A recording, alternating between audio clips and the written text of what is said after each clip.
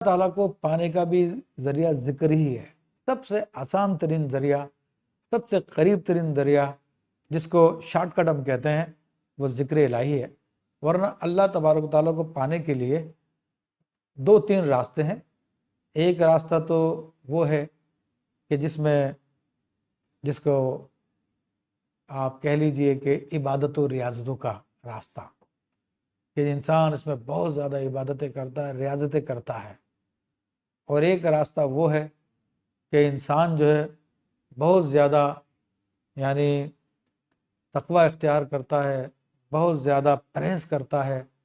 तो दोनों के दोनों रास्ते बड़े आला रास्ते हैं, मगर अक्सर बुजुर्गान दीन इसके बारे में यही फरमाते हैं कि इन रास्तों में फिर भी कुछ ताख़ीर होती है, देर हो जाती है। और बाज़ औक़ात ऐसा होता है कि इंसान की ज़िंदगी के आखिरी लम्हात में मामलात उस पर खुलते हैं।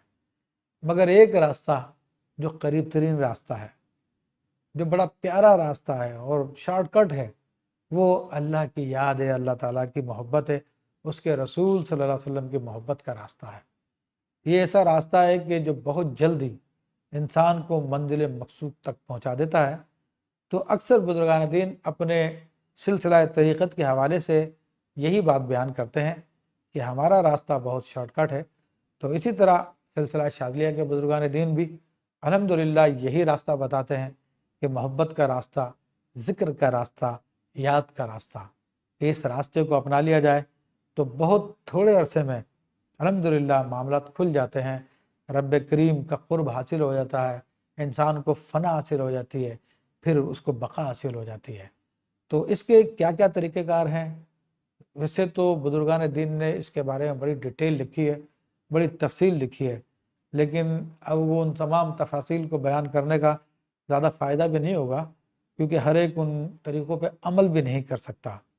चंद एक तरीक़े हैं जो बहुत आसान हैं, वो मैं आपके सामने ज़िक्र कर देता हूँ कि देखें, अल्लाह ताला की याद असल है।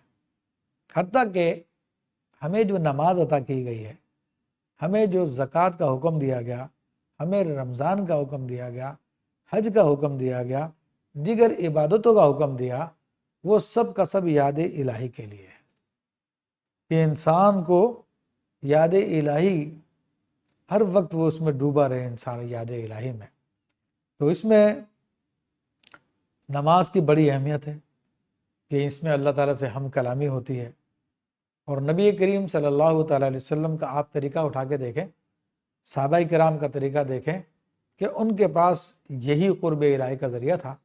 और इसलिए जो औलिया किराम होते हैं वो नबी अलैहिस्सलातु वस्सलाम की सुन्नत पर अमल करते हैं, अपने मुरीदीन को उसकी ताकीद करते हैं। जैसे नमाज जो फ़र्ज़ नमाज़ें हैं, फिर उसके बाद सुन्नत है, वाजिबात हैं, फिर उसके अलावा जो नफिल नमाज़ें हैं जो रसूलुल्लाह सल्लल्लाहु अलैहि वसल्लम की सुन्नत है, जैसे कि इशराक की नमाज़ होगी, चाश्त की नमाज़ होगी, और फिर अव्वाबीन की नमाज़ हो गई, और इसी तरह जो तहज्जुद की नमाज़ हो गई। तो ये अहले सुलूक ख़ास तौर पे इस पे अमल करते हैं। वरना अगर नबी करीम सल्लल्लाहु अलैहि वसल्लम की सुन्नतों को छोड़कर अगर सिर्फ आप पढ़ाई के ज़रिए रब हासिल करना चाहते हैं या रियाज़तों के ज़रिए रब हासिल करना चाहते हैं, तो उसके लिए कहते हैं कि फिर 84 साल की उम्र चाहिए।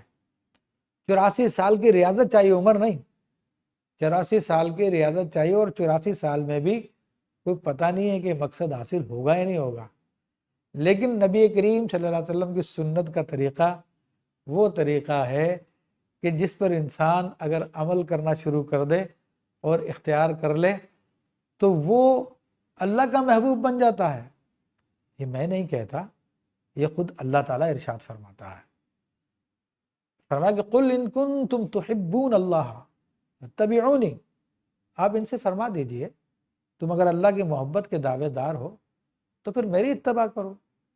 तो जब नबी अलैहिस्सलाम की इत्तबा करेंगे, पैरवी करेंगे, सोने में, जागने में, उठने में, बैठने में, बोलने में, चलने में, खाने में, पीने में, हर मामले में, यहाँ तक कि नमाज़ें जो आप अलैहिस्सलाम की हैं, आपकी जो सुन्नतें हैं, उन सब को अगर पैरवी कर लेंगे तो रिज़ल्ट क्या निकलेगा?